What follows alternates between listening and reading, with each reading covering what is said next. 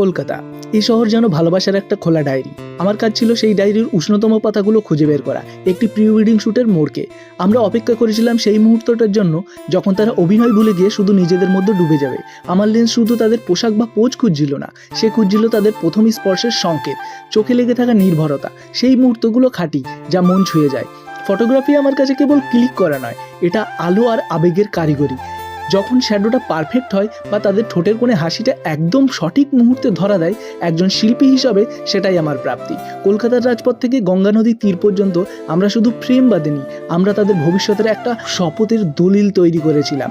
এই কলকাতা ভ্রমণের শেষে ক্যামেরার মেমোরি কার্ডে ভরে থাকলো কেবল কিছু ছবি নয়, ভরে থাকলো দুটো মানুষের স্বপ্ন, প্রতিজ্ঞা আর সীমাহীন ভালোবাসা। একজন ফটোগ্রাফার হিসেবে আমি শুধু তাদের যাত্রা শুরুটা ফ্রেমবন্দি করলাম।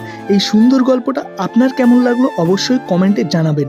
আপনারা যারা ভালোবাসার মুহূর্তগুলো ধরে রাখতে চান, তাদের জন্য আমার লেন্স সবসময় প্রস্তুত। সাথে থাকার জন্য ধন্যবাদ।